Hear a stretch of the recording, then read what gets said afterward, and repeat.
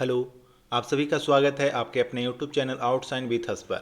आज की इस वीडियो लेक्चर में हम लोग बिहार दरोगा का सेट 2 करने वाले हैं। देखिए आज का पहला क्वेश्चन क्या है, निम्नलिखित में से किस शासक ने महामल की उपाधि धारण की थी। तो इसका सही जवाब हो जाएगा नरसिंह वर्मन प्रथम। देखिए यहाँ पर हम लोग क्या करेंगे, टोटल 50 क्वेश्चन करने वाले हैं। तो आप मेरे साथ साथ पढ़ेंगे और नोट करते चलेंगे आपके कितने क्वेश्चन सही हुए और गलत हुए। सेकंड क्वेश्चन करेंगे, मंदिर बनाने की कला का विकास सर्वप्रथम किस काल में हुआ था। तो याद रखेंगे सर्वप्रथम गुप्त काल में मंदिर बनाने की कला का विकास हुआ था। नेक्स्ट क्वेश्चन नंबर 3, यूनानी शासक मिनांडर को पराजित किसने किया था। तो याद रखेंगे यूनानी शासक मिनांडर को पुष्यमित्र शुंग ने पराजित किया था। नेक्स्ट क्वेश्चन करेंगे क्वेश्चन नंबर 4, चंद्रगुप्त मौर्य मगध की राजगद्दी पर कब बैठा था। तो किस वर्ष चंद्रगुप्त मौर्य मगध की राजगद्दी पर बैठा। तो याद रखेंगे 322 ईस्वी पूर्व। नेक्स्ट क्वेश्चन, क्वेश्चन नंबर 5, किस वेद में परीक्षित को कुरुओं का राजा कहा गया है। तो याद रखेंगे अथर्व वेद। नेक्स्ट क्वेश्चन करेंगे क्वेश्चन नंबर 6, मोहम्मद बिन तुगलक ने किसे दिल्ली का काजी नियुक्त किया था। तो किसे नियुक्त किया था, इब्न बतूता को नियुक्त किया था। नेक्स्ट क्वेश्चन करेंगे क्वेश्चन नंबर 7, दिए गए प्रश्न में कौन सी सही सुमिलित नहीं है। आपको विभाग और शासक के बीच में मैच कराना है। तो देखो पहला, दीवान खैरात की स्थापना फिरोज शाह तुगलक ने की थी। दीवान अर्ज की स्थापना बलबन ने की थी। दीवान कोही की स्थापना मोहम्मद बिन तुगलक ने की थी। पर ये डी वाला गलत है, दीवान मुस्त खराज की स्थापना फिरोज शाह तुगलक न करके अलाउद्दीन खिलजी ने की थी। चलो नेक्स्ट क्वेश्चन करेंगे क्वेश्चन नंबर 8, बताना है आपको अकबर ने किस वर्ष स्वयं को हरम दल से मुक्त किया था। तो इसका सही आंसर हो जाएगा 1562 ईस्वी। नेक्स्ट क्वेश्चन करेंगे क्वेश्चन नंबर 9, किसके शासनकाल में बंगाल को भारत का स्वर्ग कहा जाता था। तो किसके शासनकाल में, याद रखेंगे अलीवर्दी खां के। नेक्स्ट क्वेश्चन करेंगे क्वेश्चन नंबर 10, किस गवर्नर जनरल के शासनकाल में राजकीय कोषागार को मुर्शिदाबाद से कलकत्ता स्थानांतरित किया गया। तो याद रखेंगे किसके शासनकाल में, वारेन हेस्टिंग्स। चलिए 10 क्वेश्चन हो गए, बताना है आपको अभी तक आपके कितने प्रश्न सही हुए। क्वेश्चन नंबर 11, बंगाल विभाजन कब प्रभावी हुआ था। तो ये बहुत ही इजी क्वेश्चन है, ये आपको डेट याद रखना है, 16 अक्टूबर 1905। Next question, question number 12, Bhumij विद्रोह का संबंध किस राज्य से था। कौन सा विद्रोह, भूमिज विद्रोह। तो याद रखेंगे यह विद्रोह झारखंड से रिलेटेड है। नेक्स्ट क्वेश्चन नंबर 13, किसने कहा था कांग्रेस के लोग पदों के भूखे राजनीतिज्ञ हैं। तो याद रखेंगे इसका सही जवाब होगा option B, Bankim Chatterjee. Next question करेंगे क्वेश्चन नंबर 14, बताना है आपको जलियांवाला बाग जांच से संबंधित हंटर कमेटी की रिपोर्ट को कब प्रकाशित की गई थी। तो कब प्रकाशित की गई थी, याद रखेंगे 1920 ईस्वी में। नेक्स्ट क्वेश्चन करेंगे क्वेश्चन नंबर 15, बताना है आपको भारतीय विद्रोह के कारण नामक पुस्तक के लेखक कौन हैं। तो इस पुस्तक के लेखक हैं sir Sayyid Ahmad Khan. Next question number 16, Alaknanda और पिंडार नदी का संगम स्थल क्या कहलाता है। तो अलकनंदा और पिंडार नदी का संगम स्थल क्या कहलाएगा, कर्ण प्रयाग। नेक्स्ट क्वेश्चन करेंगे क्वेश्चन नंबर 17, किस प्रकार की मिट्टी में कार्बनिक पदार्थ की बहुलता होती है। किस प्रकार की मिट्टी में कार्बनिक पदार्थ की बहुलता होती है। तो किस प्रकार की मिट्टी, आंसर होगा काली मिट्टी। नेक्स्ट क्वेश्चन, क्वेश्चन नंबर 18, दक्षिण अंडमान और लघु अंडमान को कौन जोड़ती है या फिर कौन अलग करती है, यह भी क्वेश्चन पूछा जा सकता है आपसे। तो इसका सही जवाब क्या होगा, डंकन पास। चलो नेक्स्ट क्वेश्चन करेंगे क्वेश्चन नंबर 19, बताना है आपको नंदा देवी एवं नंगा पर्वत किस हिमालय के भाग हैं। नंदा देवी और नंगा पर्वत किस हिमालय के भाग हैं। तो आंसर होगा Himadri Himalaya. Next question number 20, Myanmar के साथ कितने भारतीय राज्य सीमा लगाती है। तो म्यांमार के साथ याद रखेंगे 4 भारतीय राज्य, अरुणाचल प्रदेश, नागालैंड, मणिपुर और मिजोरम 4 राज्य सीमा लगाएगी। Next question, question number 21, Karakum रेगिस्तान कहाँ स्थित है। काराकुम रेगिस्तान किस देश में स्थित है। तो किस देश में है, ऑप्शन ए तुर्कमेनिस्तान में। आप नोट करते चलिए।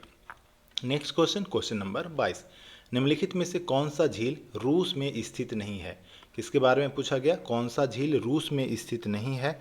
तो याद रखेंगे ओनेगा झील, लाडोगा झील, बैकाल झील, ये तीनों झील रूस में स्थित है, पर विनिपेग झील रूस में स्थित नहीं है।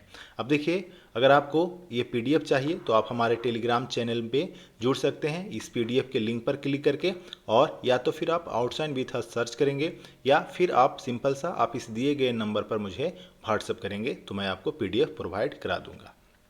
चलिए नेक्स्ट क्वेश्चन करेंगे, क्वेश्चन नंबर 23। बताना है आपको दिए गए विकल्पों में कौन सा देश भू आवेशित देश नहीं है। भू आवेशित का मतलब क्या है कि उसके चारों ओर वह किसी दूसरे देश से घिरा हुआ नहीं है। तो यहाँ पर ऑप्शन है अंडोरा, पलाऊ, माल्डोवा और मलावी। तो यहाँ पर सही आंसर क्या हो जाएगा? Palau, option B. Next question करेंगे, क्वेश्चन नंबर 24। पंबा सिंचाई परियोजना किस राज्य में स्थित है?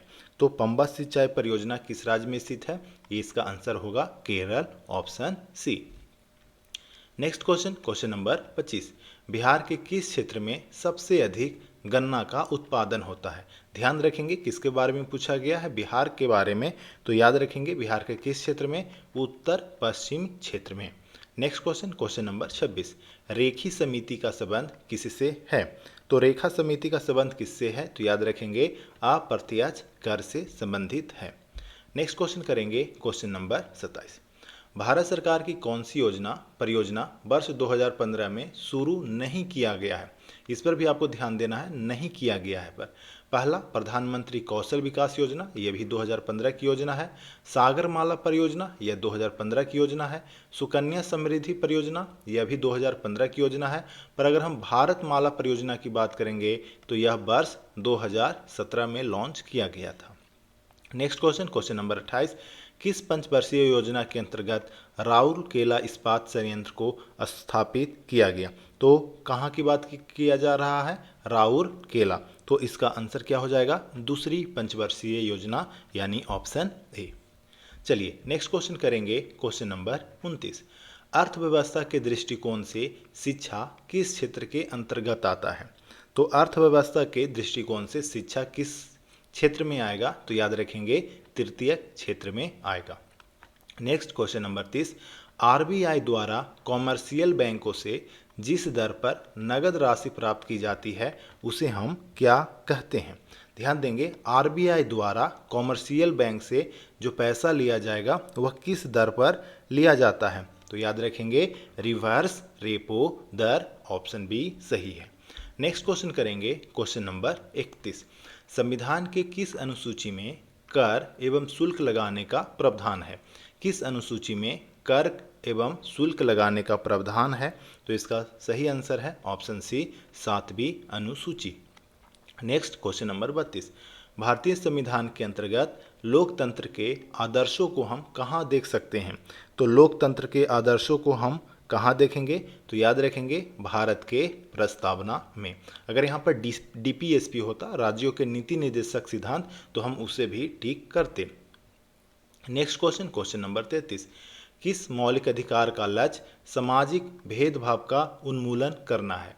किस मौलिक अधिकार का लक्ष्य सामाजिक भेदभाव का उन्मूलन करना है? तो याद रखेंगे सामाजिक भेदभाव का अंत अनुच्छेद 15 के अंतर्गत आता है, जो समानता के अधिकार से रिलेटेड है। नेक्स्ट क्वेश्चन करेंगे, क्वेश्चन नंबर 34। किस संशोधन के तहत राष्ट्रपति को कोई भी मामला मंत्रिपरिषद द्वारा पुनर्विचार किए जाने के लिए वापस भेजने का अधिकार प्रदान करता है? तो इसका सिंपल सा आंसर है ऑप्शन बी, 44वां संविधान संशोधन 1978। चलिए नेक्स्ट क्वेश्चन करेंगे, क्वेश्चन नंबर 35। प्रथम स्पीकर कौन थे जिनको विरुद्ध लोकसभा में अविश्वास प्रस्ताव लाया गया? तो ध्यान में रखना है किसके बारे में पूछा गया? लोकसभा के स्पीकर यानी लोकसभा के अध्यक्ष के बारे में, कि उनके प्रति अविश्वास प्रस्ताव लाया गया। तो इनका नाम क्या है? तो याद रखेंगे जीवी मावलंकर। मैं यहाँ पर बता देता हूँ कि यह अविश्वास प्रस्ताव पारित नहीं हुआ था। नेक्स्ट क्वेश्चन करेंगे, क्वेश्चन नंबर 36। सूचना के अधिकार अधिनियम को राष्ट्रपति द्वारा कब स्वीकृति प्रदान की गई? तो कब स्वीकृति प्रदान की गई? तो याद रखेंगे ऑप्शन ए, जून 2005 में। Next question, question number 37, Bihar में पंचायत स्तर पर राज्य सरकार का प्रतिनिधित्व कौन करता है? बिहार में पंचायत स्तर पर राज्य सरकार का प्रतिनिधित्व कौन करता है? तो इसका आंसर हो जाएगा पंचायत सचिव। चलिए नेक्स्ट क्वेश्चन करेंगे, क्वेश्चन नंबर 38, उपयुक्त कथन के संबंध में कौन सा एक कथन सही है? देखिए यहाँ पर कथन दिया गया है और कथन ए कथन बी दिया गया है और इन्हीं दोनों पर हमें विचार करना है। पहला, संसद तथा राज्य विधानमंडल के स्वतंत्र तथा निष्पक्ष चुनाव कराने की शक्तियां एवं स्वतंत्र इकाई अर्थात निर्वाचन आयोग को दी गई है। कथन बी क्या कहता है? निर्वाचन आयुक्त को पद से हटाने का अधिकार राष्ट्रपति के पास है। तो यहाँ पर देखेंगे तो यहाँ पर दोनों स्टेटमेंट सही है, यानी ए और बी दोनों सही है, पर बी इसका सही स्पष्टीकरण नहीं है। दोनों स्टेटमेंट अपनी जगह पर सही है, पर ये दोनों एक दूसरे से रिलेटेड नहीं है। चलिए नेक्स्ट क्वेश्चन करेंगे, क्वेश्चन नंबर 39, बताना है आपको हिंदी को राजभाषा के रूप में मान्यता कब दी गई? तो हिंदी को राजभाषा के रूप में मान्यता कब दी गई थी? तो इसका आंसर है ऑप्शन बी 1949। देखिए मैं इस तरह से आपको फास्ट क्यों पढ़ा रहा हूँ, क्योंकि आपका रिवीजन हो जाए। एग्जाम जनवरी में होगा आपका बिहार दरोगा का, एईडीओ का, और अगर आप BPS Bihar SSC, CGL, LDC या फिर फाइल अटेंडेंट का भी आप तैयारी करते हैं तो वो भी एग्ज़ाम मार्च अप्रैल महीनों में होगा। तब तक आपके पास एक सुनहरा अवसर है कि आप इसे अच्छे से रिवाइज करें। नेक्स्ट क्वेश्चन, क्वेश्चन नंबर 40, पंचायती राज किस सूची का विषय है? ध्यान रखेंगे पंचायती राज किस सूची का विषय है? तो यह किस सूची का विषय है? ऑप्शन ए राज सूची का विषय है। नेक्स्ट क्वेश्चन करेंगे, क्वेश्चन नंबर 41, बताना है आपको हरित गृह प्रभाव का अर्थ क्या है? हरित गृह प्रभाव का अर्थ क्या है? तो इसका आंसर क्या हो जाएगा? वायुमंडल में ग्रीन हाउस गैसों के घनी के कारण वायुमंडल में तापमान का बढ़ना, यानी ऑप्शन ए बिल्कुल सही है। नेक्स्ट क्वेश्चन करेंगे, क्वेश्चन नंबर 42, निम्नलिखित गैसों में कौन सी एक गैस पृथ्वी पर जीवन के लिए हानिकारक और लाभदायक दोनों है? तो जीवन के लिए हानिकारक और लाभदायक दोनों है, तो याद रखेंगे कार्बन डाइऑक्साइड। नेक्स्ट क्वेश्चन करेंगे, क्वेश्चन नंबर 43, कार्टेजेना प्रोटोकॉल का संबंध किससे है? कौन सा प्रोटोकॉल? याद रखेंगे कार्टाजेना प्रोटोकॉल का संबंध किससे है? तो इसका संबंध है जैव सुरक्षा समझौते से, ऑप्शन सी जैव सुरक्षा समझौते से। नेक्स्ट क्वेश्चन नंबर 44, भारत में मैंग्रोव यानी ज्वारीय वन वनस्पति सर्वाधिक कहाँ पाई जाती है? तो अगर हम ज्वारीय वन की बात करेंगे तो ये सबसे ज़्यादा बंगाल के सुंदरबन में पाया जाता है। नेक्स्ट क्वेश्चन करेंगे, क्वेश्चन नंबर 45, वन जीव संरक्षण अधिनियम किस वर्ष पारित किया गया? कौन सा अधिनियम? वन जीव संरक्षण अधिनियम। तो याद रखेंगे यह 1972 में पारित किया गया। नेक्स्ट क्वेश्चन करेंगे, क्वेश्चन नंबर 46, निम्नलिखित में से कौन सी पुस्तक रविंद्रनाथ टैगोर द्वारा नहीं लिखा गया है?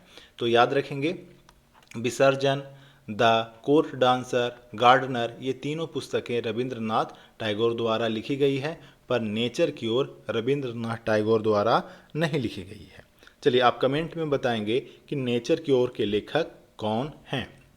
नेक्स्ट क्वेश्चन करेंगे, क्वेश्चन नंबर 47, बताना है आपको राष्ट्रपिता महात्मा गांधी को किस वर्ष पहली बार नोबेल पुरस्कार के लिए नामित किया गया था? नोबेल पुरस्कार इनको मिला नहीं था, बस इनका नाम गया था, तो याद रखेंगे 1937 ईस्वी में। नेक्स्ट क्वेश्चन, क्वेश्चन नंबर 48, संयुक्त राष्ट्र औद्योगिक विकास संगठन यानी यूएनआईडीओ का मुख्यालय कहाँ स्थित है? पूछा जा रहा है आपसे यूएनआईडीओ का मुख्यालय कहाँ स्थित है? तो इसका सही जवाब होगा ऑप्शन ए वियना। चलिए अब हम लोग सेकंड लास्ट क्वेश्चन की तरफ मूव करेंगे, क्वेश्चन नंबर 49, बताना है आपको चंद्रमा तल पर सफलतापूर्वक उतरने वाला पहला अंतरिक्ष यान कौन सा है? तो इसका सही जवाब है option A Luna 9। Next question, question number 50, किस राज्य में प्रसिद्ध रत्नागिरी मठ स्थित है? तो रत्नागिरी मठ किस राज्य में है? तो याद रखेंगे यह उड़ीसा राज्य में स्थित है, यानी बी ऑप्शन सही है। तो देखिए इस तरह से हम लोग आज टोटल 50 क्वेश्चन रिवाइज किए। अगले दिन भी हम लोग ठीक इसी टाइम पर आपके लिए एक वीडियो उपलब्ध होगा, आप इसे रिवाइज कर लें, जो गलत हुआ है आप उसे नोट कर लें और कमेंट में मुझे अभी बताएंगे। नीचे आप इस वीडियो के लिंक के नीचे लिखेंगे कि आपके 50 में कितने सही हुए।